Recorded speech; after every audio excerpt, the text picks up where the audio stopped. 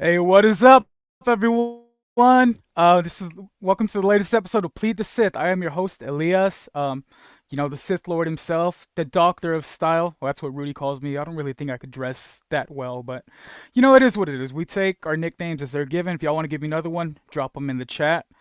Our chat it's powered by our sponsor, MCS Contracting. Shout out my boy Chris Leha. USOA is great. Um, I hope y'all are ready. I have a very controversial guest on the show today. That's my boy from another network, the other half of the Area 210 podcast. Y'all know him as Skip. Here's the myth, the legend, the mouth. It's one mouthy motherfucker, and I'm glad to have him on my side. Come on to the stage, Mike Jimenez. What's going on, my man? Glad to be on, brother. And I What's told you before the what's show going on? started, this is your show. I'm just here to be a passenger. And whatever you want to ask, go ahead and ask. Jimenez After Dark. Let's make this happen. So yeah, bro, let's get it going. We have shout out everyone in the room right now. Currently, it looks like we have El Jefe in the mix. Chris Leha. If y'all want to ask Mike anything, y'all go ahead and drop the comments in there, and we'll get to them. So Mike, are you ready? Let's do this, baby. As you know, we had the other half of the Area 210 podcast in the mix. Joe Garcia, you kind of got him into a little bit of trouble, Mike. I know you might not see it that way. I want to get your take on the whole censorship situation. I was like, is my father my dad? Because you sunned me just like you did Sohan and Keldon and all them other motherfuckers, bro. Give me your view on or your insight on that whole situation. Okay, I didn't think it was censorship at all. Okay, because I think that that's being framed in a different way. Because people can have their own platforms to do whatever they want to do. This is your show. So you guide this particular show the way that you want it to be. And the show that Joe and I have is our show. It's not any more his than mine. It's not any more mine than his. But the fact of the matter is that Preach. I was talking to people about the show, and it's funny because we have people who are on this stream right now, which is powered by MCS General Contracting, and they listen to the show that Joe and I do. And you would think that they're the only people who listen, right? Because you see the same 15, 20, 30 names on the chat. But there's a silent majority of those who don't do that because they're at work or they are in the car or they're at home working or whatever the case may be. And those people have been reaching out to me whenever I see them or they DM me or they whatever. And they come up to me and they say, "Hey, man, I stopped listening to the show because it got a little too racy for us. I didn't like this. I didn't like that." So basically, I wasn't trying to censor. I was trying to bring back listeners who had fallen off. And to prove that this is actually working, Elias, nine of the 15 most watched shows that Joe and I have ever done, last 6 weeks. Think about that. We've done 400 shows almost. Fire. Nine of the 15 most viewed shows were in the last 6 weeks. So there's proof in the fact that you have to make it a marriage between your own personality and also what the people want as well. And I'm trying to kind of walk that fine line between the two.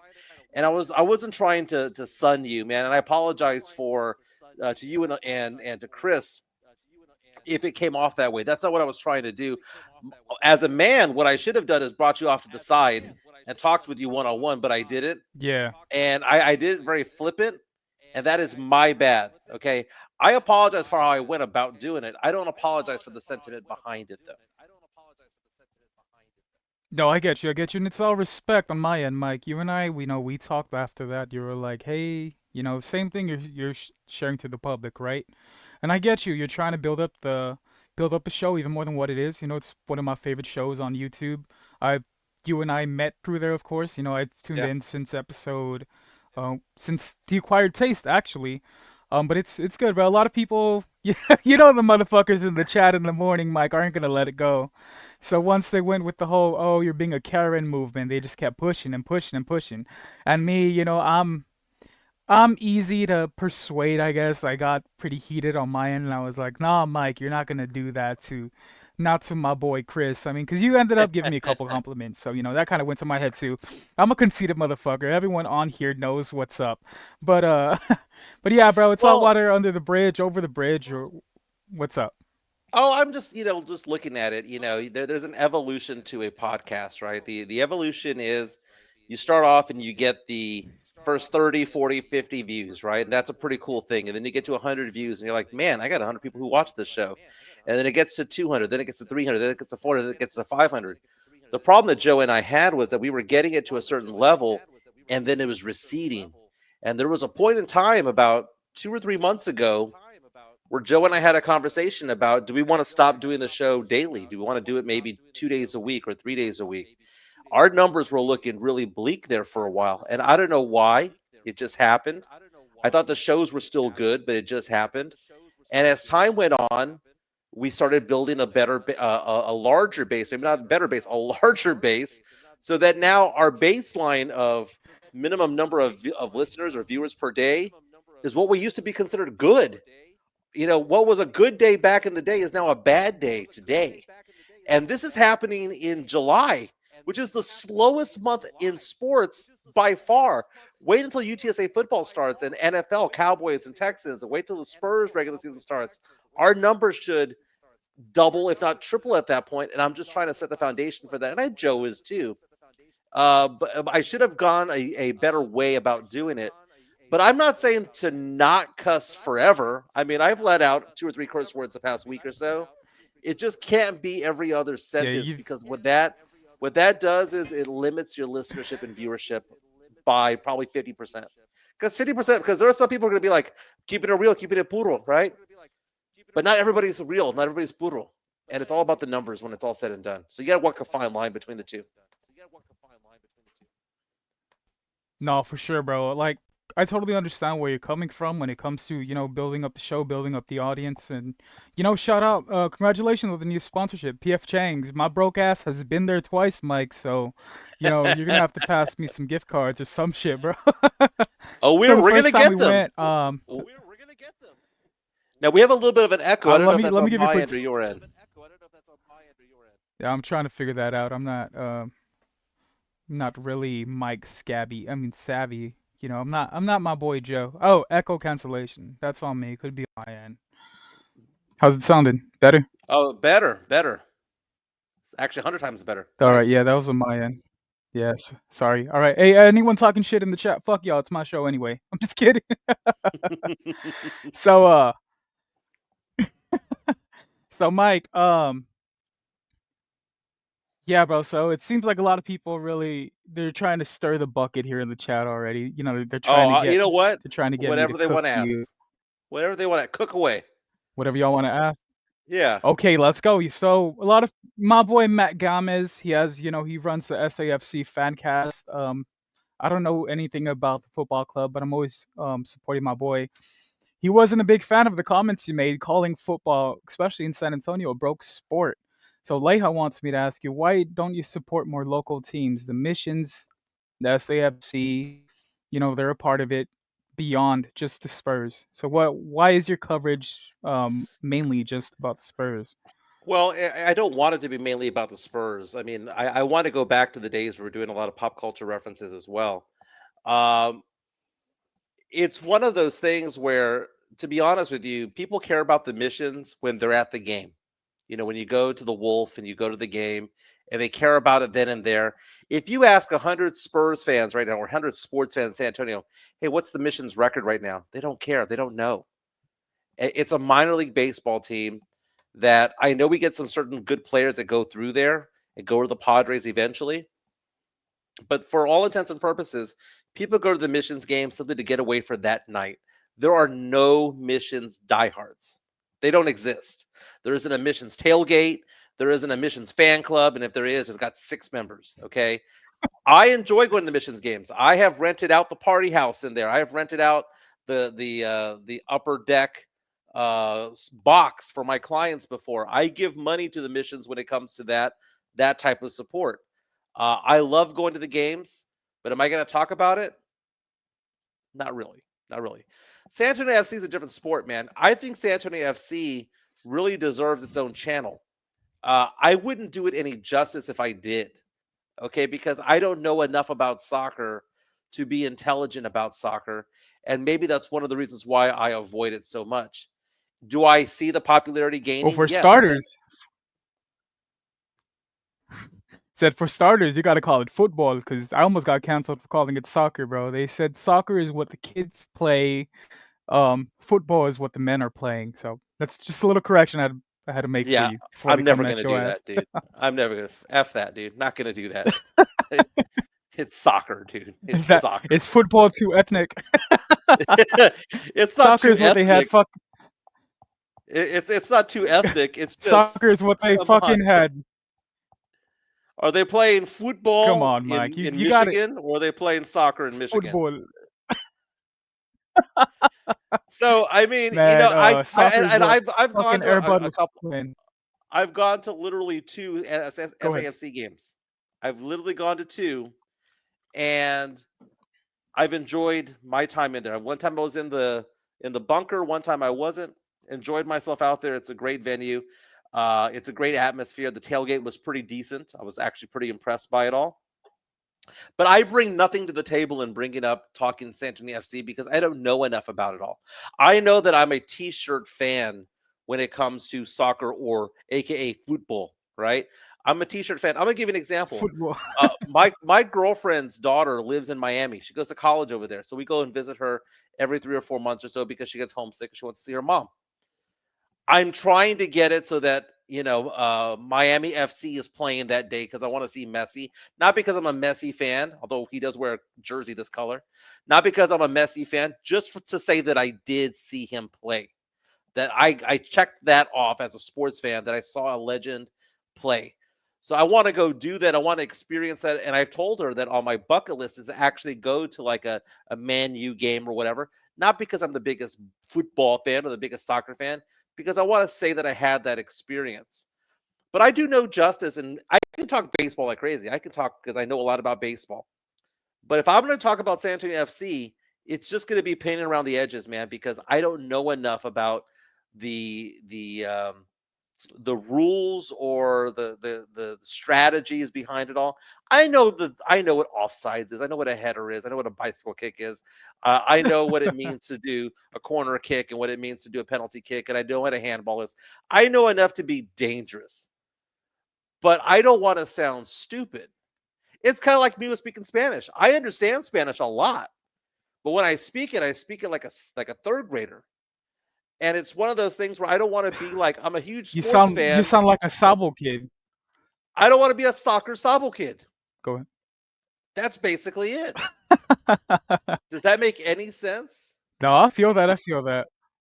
No, it makes plenty of sense. I told my boy Harry and Matt, actually heading to one of their tailgates at the end of July.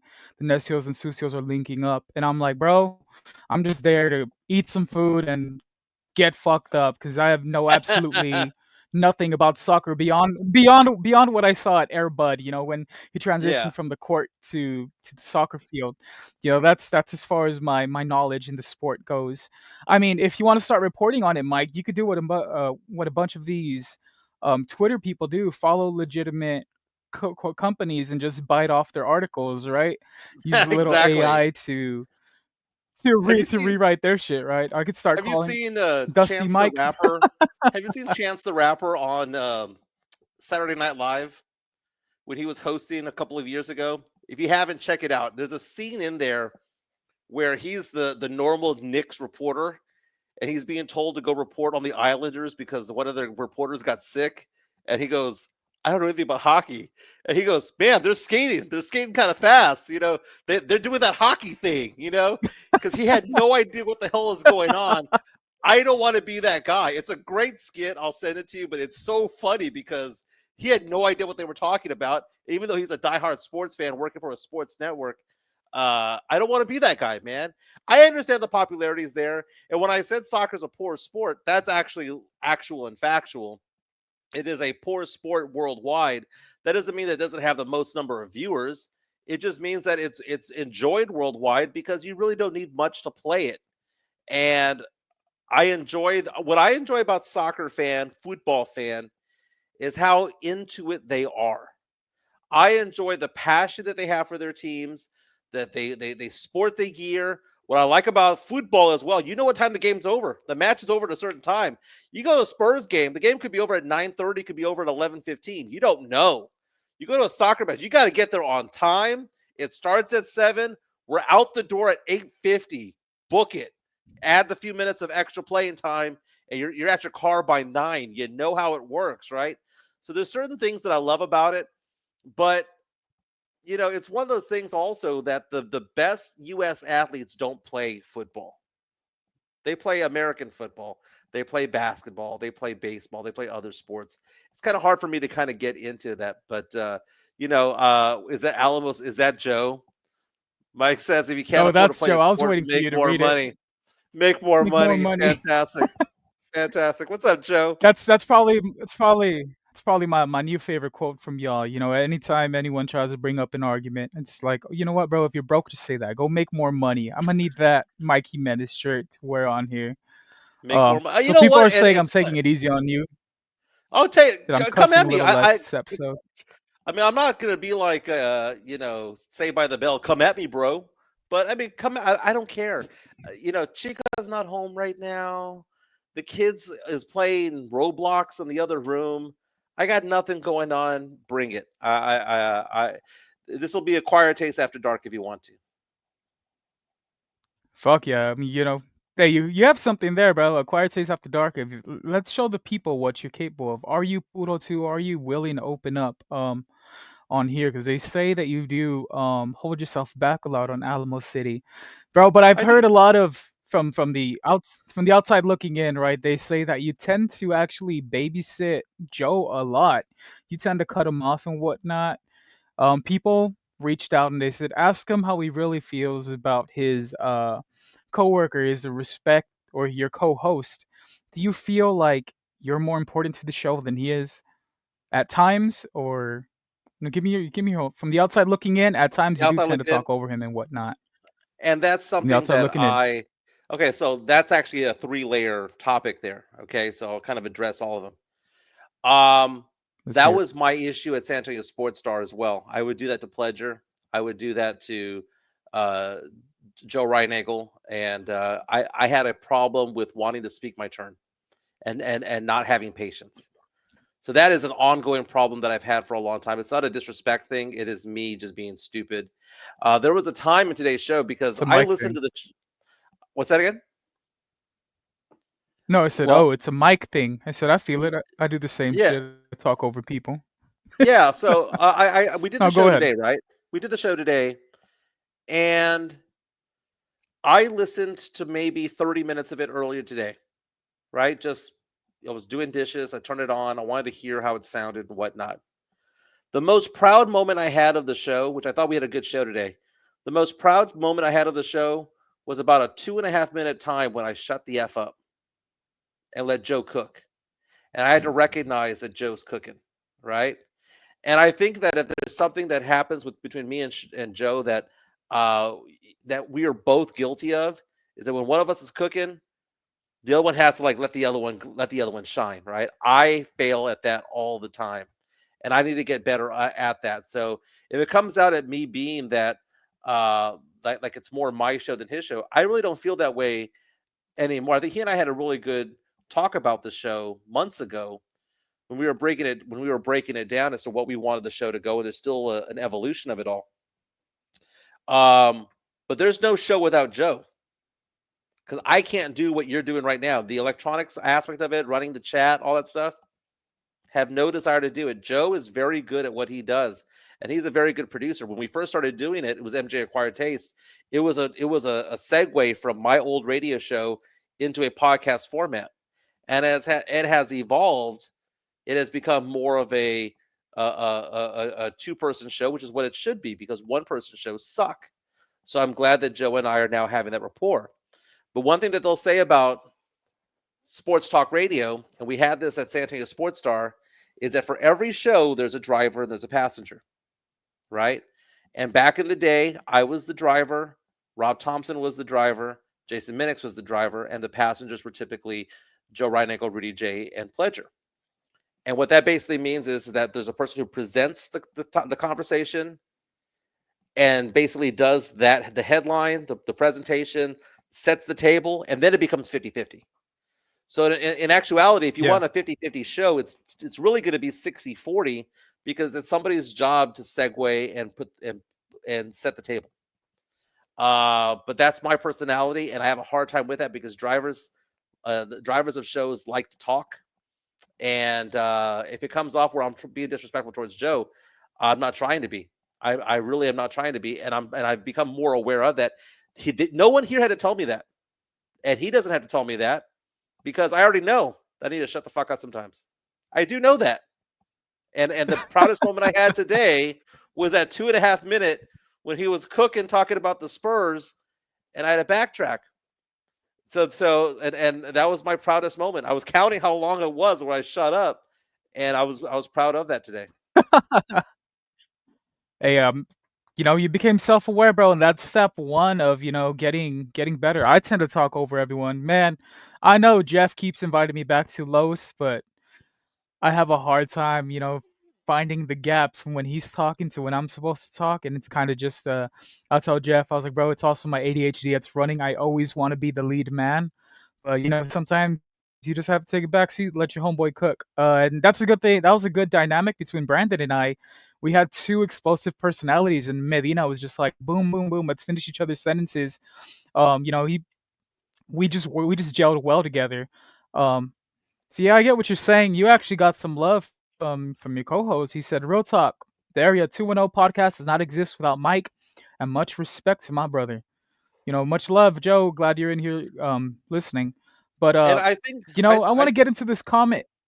Go ahead. oh, I was gonna say, No, you're when fine. you Go have a ahead. co-host, at some point you build rapport with them, and you get to like see where they're going. It's like a relationship that you have with a girlfriend or a spouse or whatnot, where you know what they're thinking and you know where they're going, and you get to fill in the blanks. I'm glad that you had that with Brandon. Sorry for interrupting. Yeah, thank you, bro. Yeah, you guys kind of. No, you're fine, bro. Mike, See, we shut the fuck up for 2 minutes. I'm just kidding. But no, man, I want to get to Mario Cavazos's comment. He says SA Sports Star is all white. We joke about, the whole ethnicity stuff when it comes to you. We don't call you Miguel Jimenez. You're Mike. You're Coconut, right? Do you sure, think I remember when you got released. Sorry about that. Fuck Mike. What's his name? Jim Rome or whoever the yeah. fuck. No one listens to that dinosaur. I'll say it for you so you don't get in trouble. Do you feel like your race had something to do with you getting dropped? Do you think it played a little part in that, Mike? No, I feel it played no role. Although when I brought it up, No, bro. when I brought it up, it was kind of like an oh shit moment for them because they didn't want to be seen that way.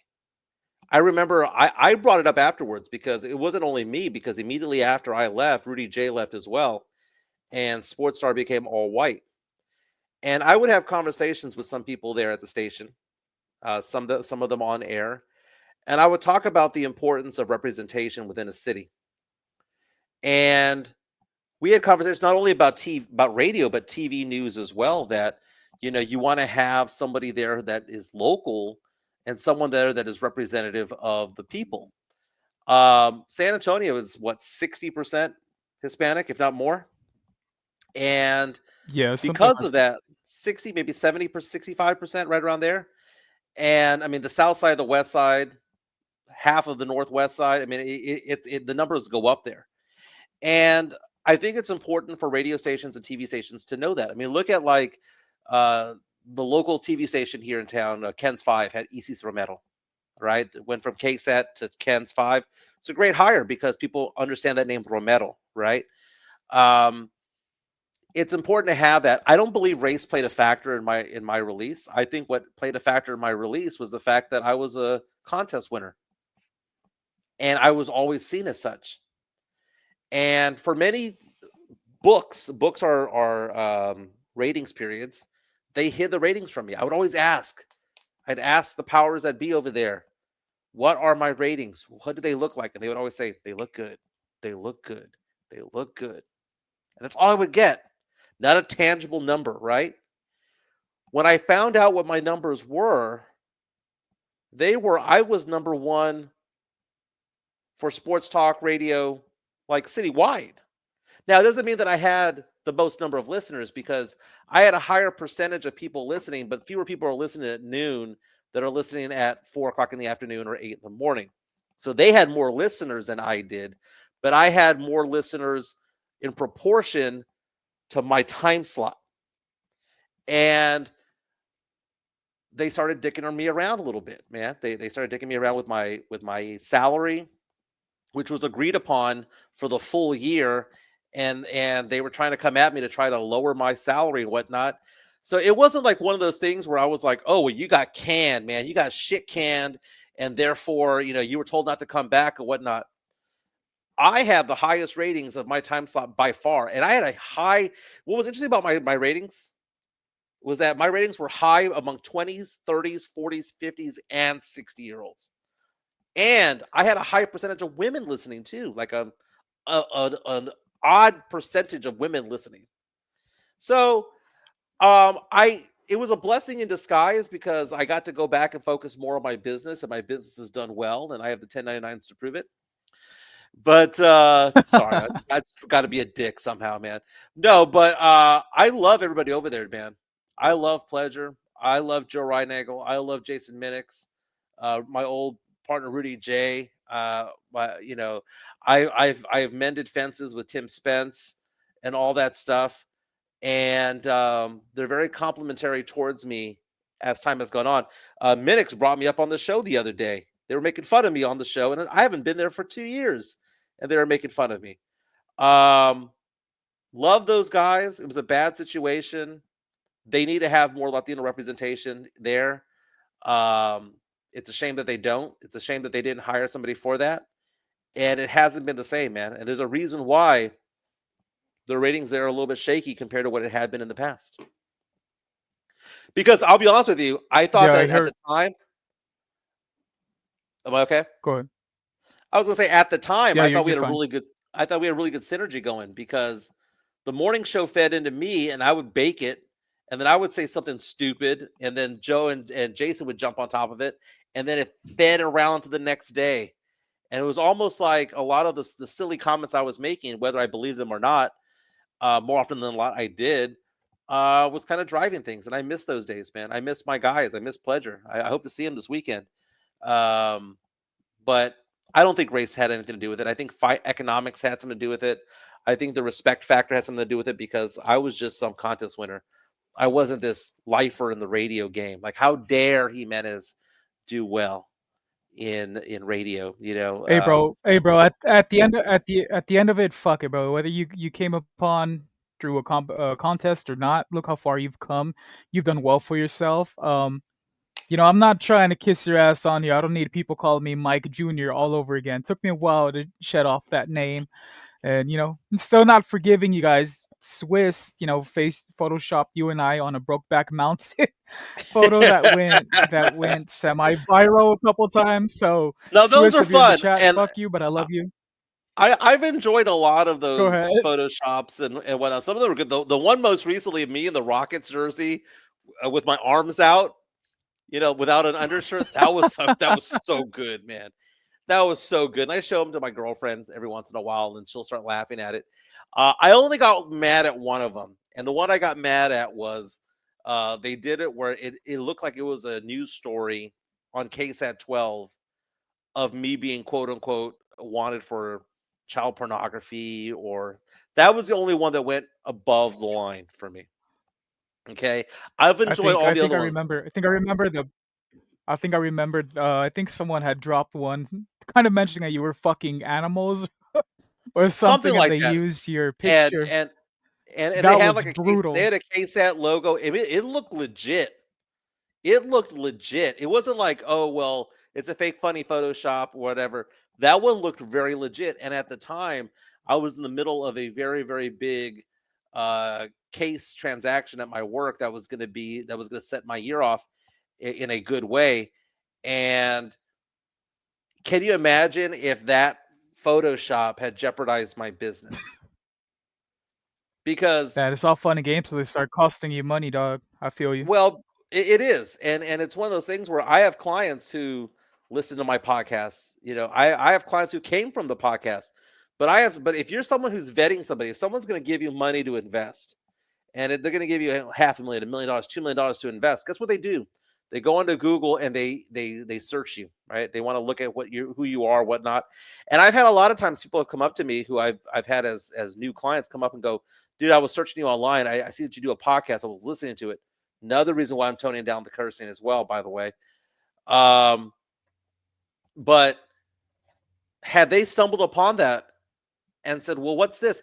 Even if I came at them and said, "Dude, it's just a funny Photoshop," it was a Photoshop. They're part of a podcast, or it's part of my podcast, or it's a listener, or somebody that follows me on Twitter, and then it sets the whole rabbit hole about it all. That was a big case. That was one of the biggest cases of my career going down at the time, and that thing got released. That's why I got mad. And it also got mad because even if that big case was not happening, just if you want to call me a Rockets fan, great. But as someone who's a father, don't call me a pedophile, dude. Especially one who has Or a daughters. dog Don't don't or a dog fucker, bro. That I missed I'm that not one, trying baby. to I laugh missed because I that know one. you're in the presence, bro. But oh man, that was brutal. But Mike, you do tend to catch a lot of shit on social media. Oh, Midtown says he apologized, You right? I And you was know actually what? gonna ask. Midtown says he apologized, right? And he did, and I Go ahead. accepted that apology. And it's and I don't everything that he's done since then has been amazing. I have no problem. Yeah, no, bro. I mean, it takes a man to man up and reach out, take the apology, and not go on and stand on business, and try to cook you again. But Mike, I've seen and I've talked to a couple of the fellas that some people don't know the difference between roasting and attacking, right? I Mhm. know I was one of the first ones who jokingly brought up your divorce. Sorry about that. Oh, congrats on finalizing on the second one. But I've seen some people come at you, calling you everything from fucking, from this dumbass, this fat ass to that's why saying comments like that's why his wife left him and all this shit. Oh, I don't have the skin for that. I get, you're very good at holding your own. You forgive and forget, or you just ignore them. I can't do that personally, Mike. How do you do it to not go back at those people? Because, the second y'all mention my wife, my kid, I'm gonna crash the fuck out, and I'm just giving everyone heads up. So you're more You of a know, man in that case than I am, Mike. this is a conversation I've had with people in the media, from people on the radio, podcasters. Carolina Teague is one that I've spoken to about this. Is that they're going to be haters out there anyway?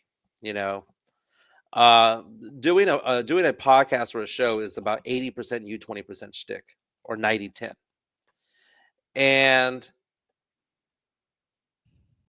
it's more real than not, right? And I think that there's a very good book called How to Deal with Difficult People, and I read it a long time ago. And it basically talks about like how to talk to people who are displaying anger at you, but trying to hide it in comedy. And the way that you do that is either A, you ignore it, or B, you expose it. You know, if I thought somebody went overboard, I will do that, right? I'll give you an example. The whole 1099 thing. Do you know how that one came up? Do you know how that one came up? That No, whole go. 1099s bit came up. It wasn't me being arrogant. It was me having a bad day. Dude, I lost my radio show. Uh my wife didn't want to be married anymore. My dog died. My kids were kind of in flux with the whole situation. My business partner had backed out. I was in a bad headspace, and somebody was coming at me that day, right? I was going through therapy. This is around the time where Joe and I had done the podcast for a little while. Then we took some time off because my head was not in it. And some punk was going off on me, calling me every name in the book, loser, this, that, and the other. And I say, hey man, I'm not a loser. I'm so glad that you lost your job. I hope you lost your radio show, lost your job. I hope you suffer because of it and all that stuff.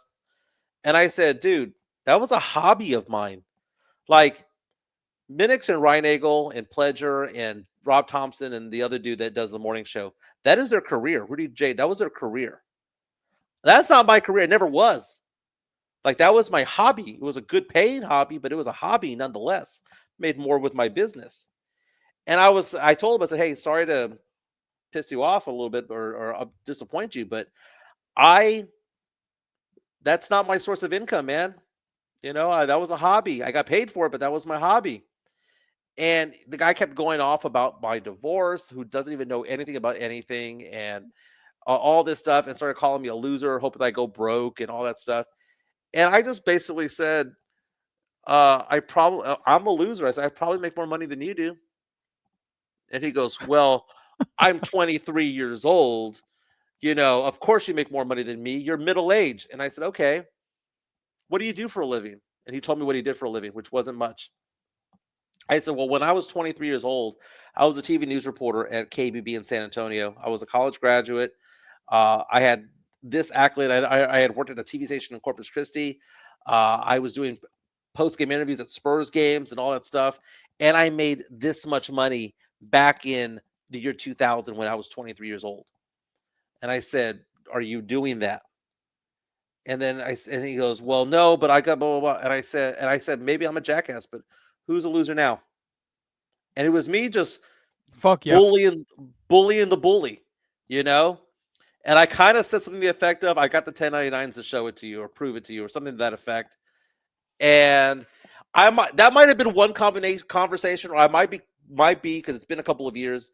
It might be a combination of 4 or 5. Like you have a character in a movie that's really a factual character, but it's really a compilation of 3 or 4 people. That might have been 3 or 4 conversations Yeah. that I'm putting together as one. But essentially, that was the evolution of it all, and it was you know I now joke with it, although I do well for myself, man. I enjoy doing what I do. I don't work very hard anymore. I work a full-time job. Once I don't work as hard anymore is that in my business, it's hard to get a name for yourself out there, right? It's hard to get a name for yourself. I struggled for 10 years in this industry. I worked multiple jobs, multiple full-time jobs at one time, 80 hours a week, 90 hours a week away from my kids. So I'm reaping the benefits, the rewards of what I did back in 2008, 2012, 2016, 2020. And now I'm in a comfortable space where my clients are I have the clients that I need and want.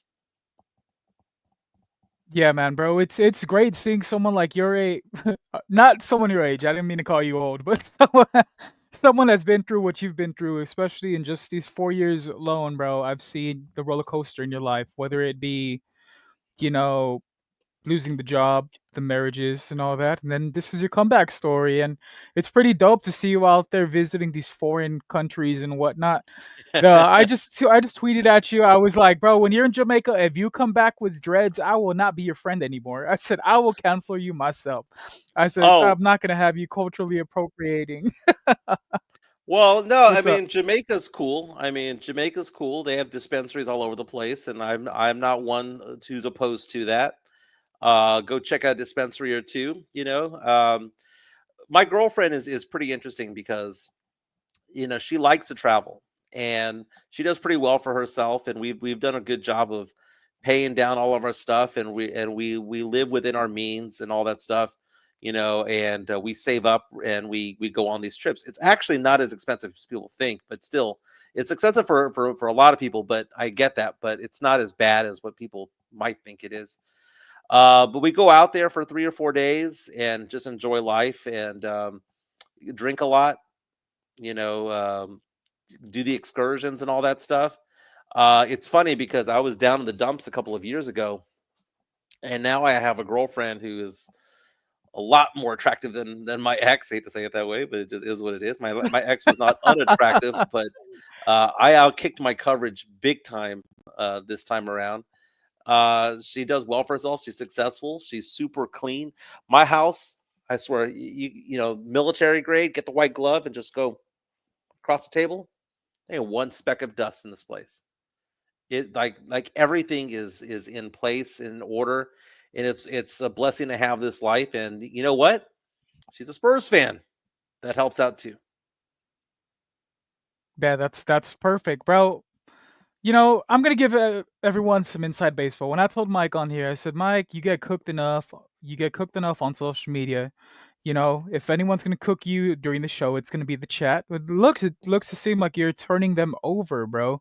You're actually getting compliments saying how you cook that young motherfucker. And then your comeback story, it's been great, and you're doing good for yourself. Well, great for yourself. I mean, I'd switch my role with yours, at least financially, if that was possible. But I'll get there eventually. But bro, this is like the perfect comeback story.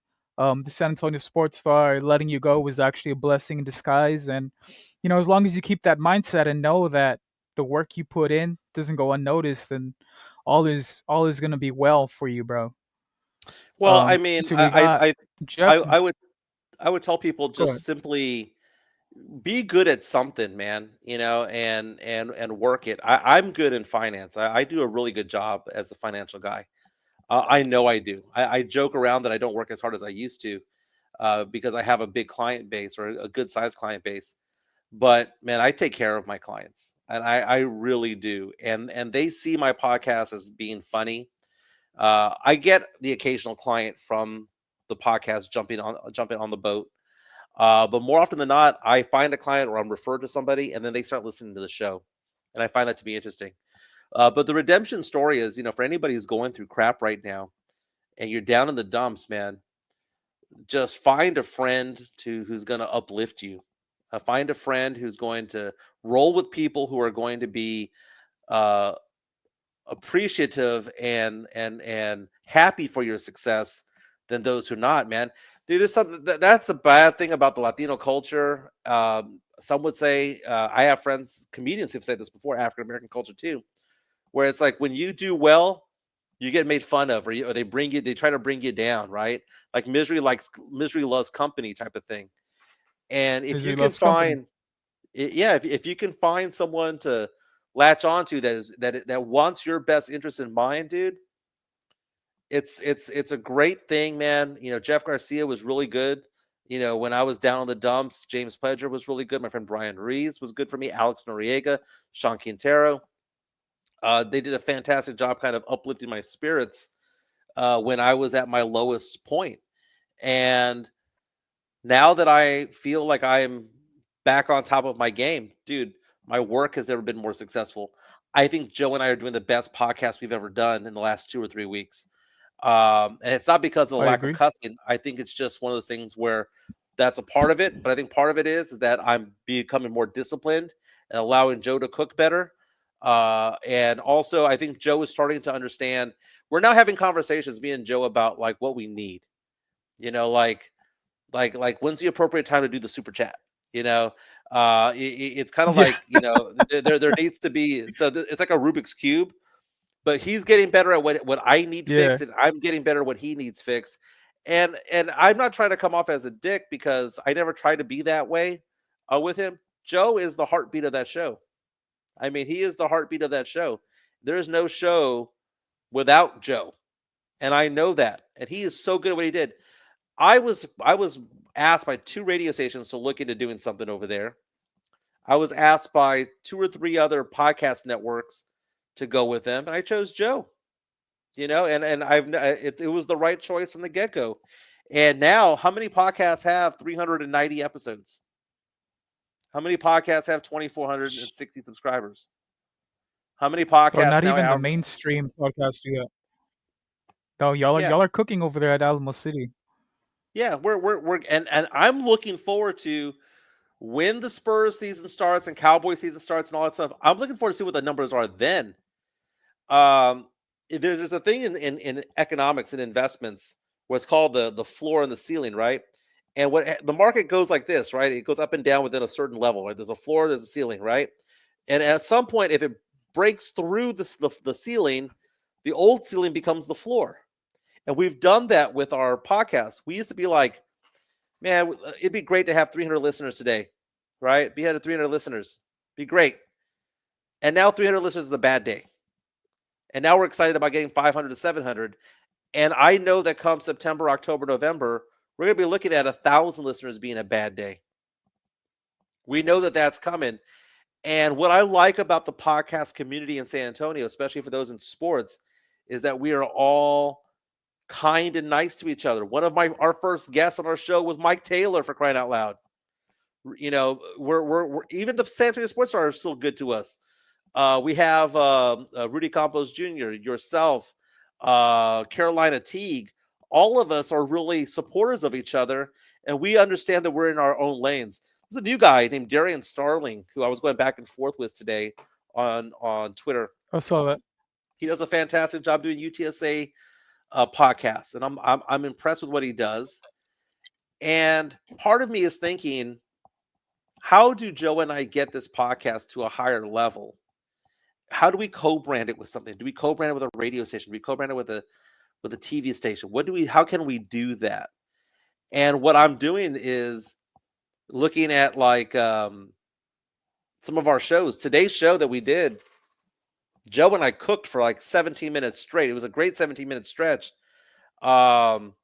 He's gonna hate that I say this, but the Sitco guy ruined that beat for a few seconds.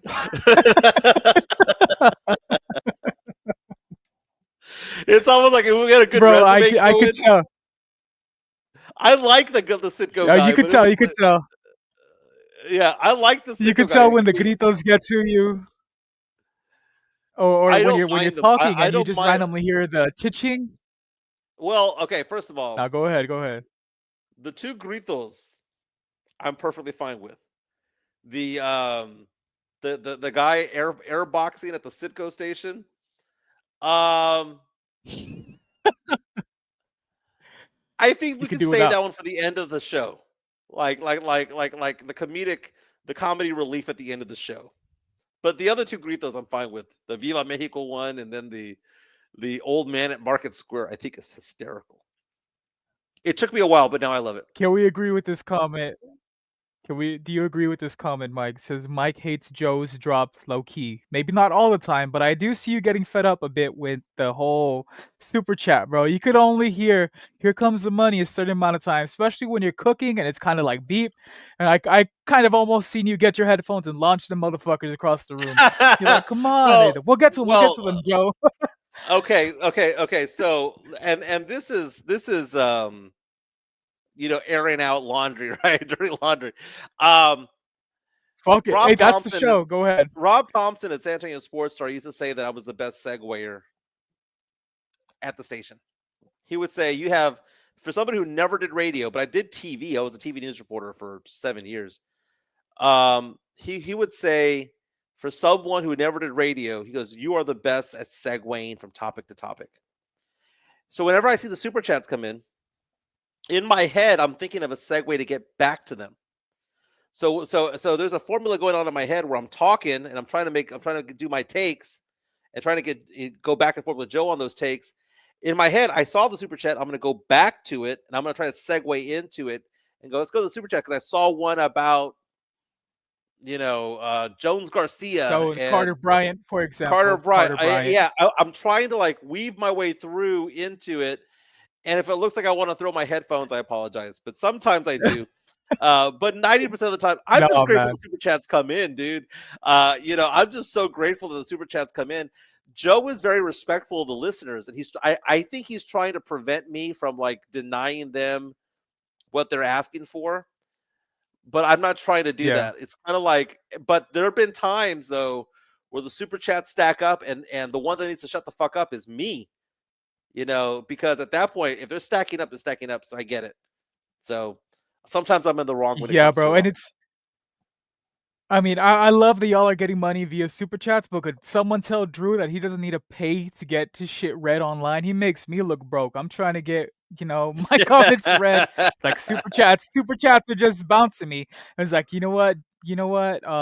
Drew, go ahead and keep that. But we're gonna start closing up here, Mike. But I wanted to give you your flowers on one more thing. You see me, I'm rocking my dad gang cap. Yeah, I met you when I brought home my little one, right? I yeah. reached out to every dad I knew and just asked them, "Hey, how do you do it?" Especially being a girl dad, like I'm scared. I've never done this before. Well, I'll get into a story maybe in a future episode of how a girl claimed she was pregnant with my kid, had the baby, um, 5 days before my birthday, said, "Hey, your birthday present's here. I've always wanted to be a father." Shit happened. We go get DNA test. Turns out I'm not the dad. Boo hoo, right? So, Mhm.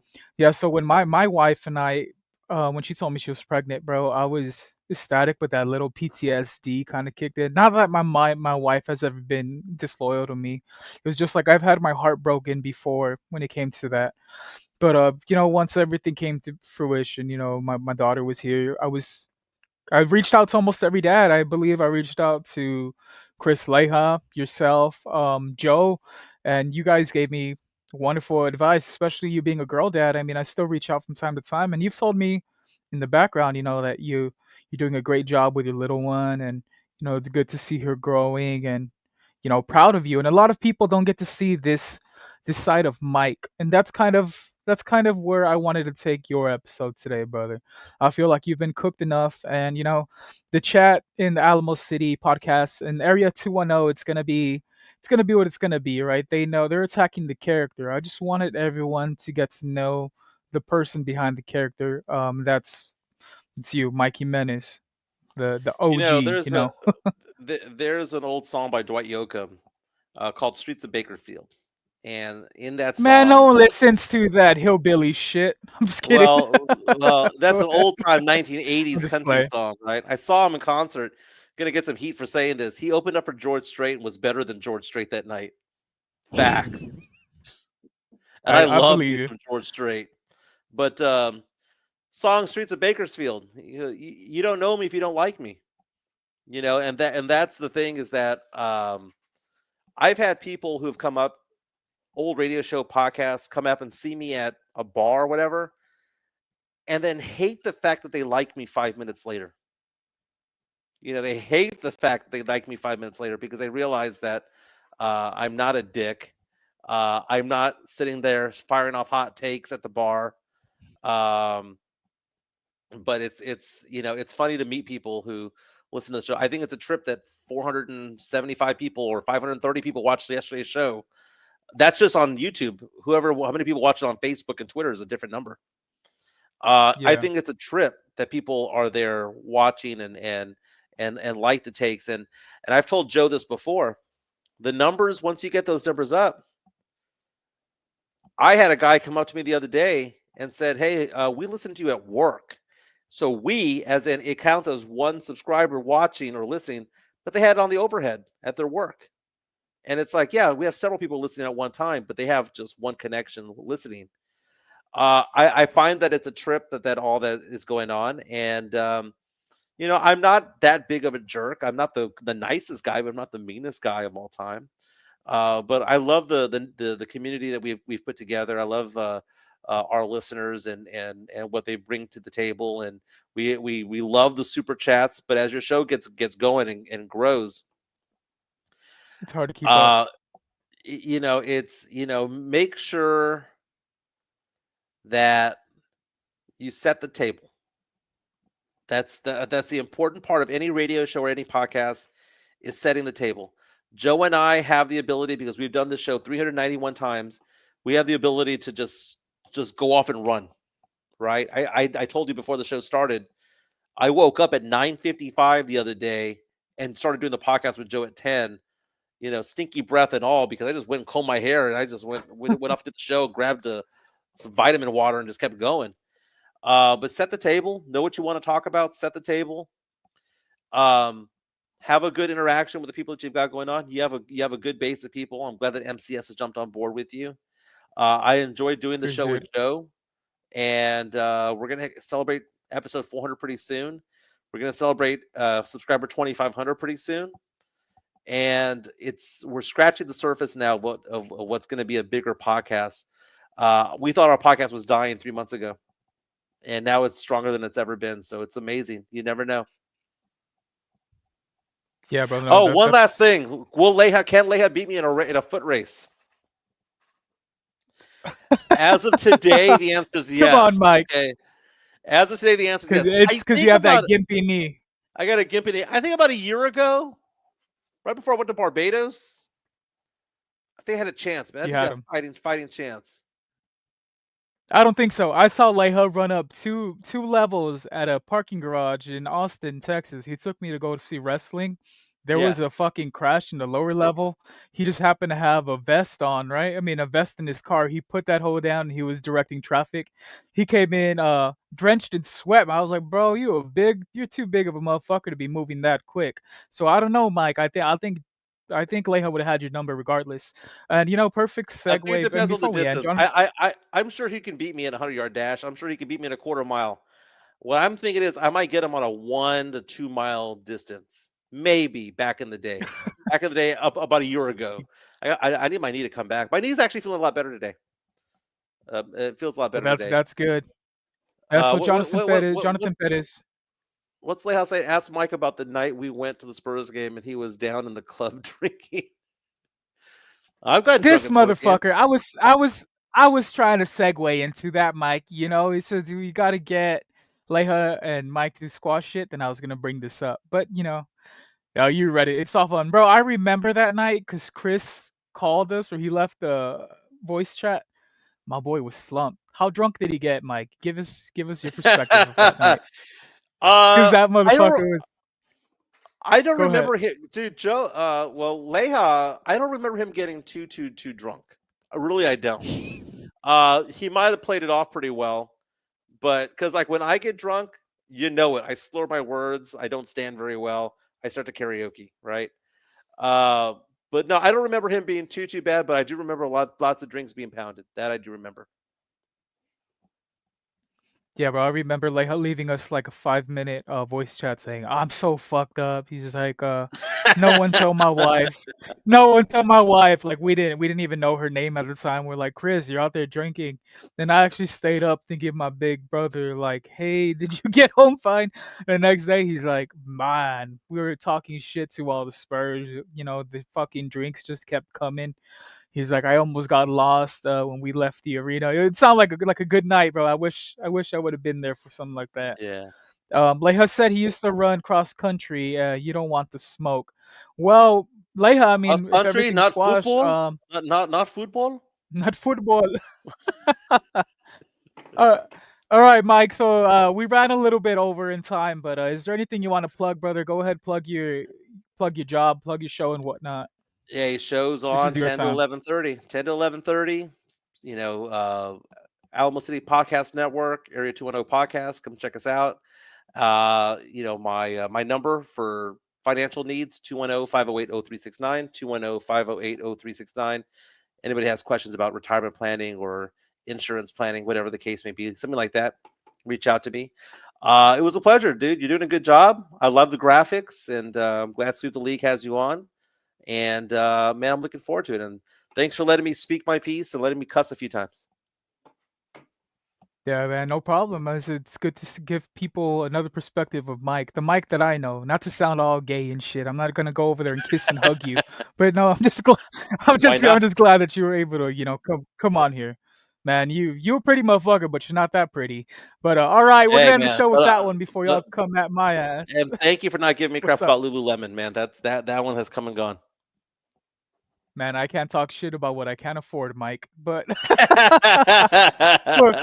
look, this has been the show, everyone. Be on the lookout for the next episode of Plead the Sith. I believe I'm gonna have my boy Mike Mayer from Off the Top Rope podcast out in Cali. It's gonna be a wrestling show. Mike, I hope this isn't your last appearance on the show. Um, you're welcome back here anytime, brother. All right, Very that's been the nice. Very show, nice. everyone. Much love. Much Hey, man. love. Much love, man.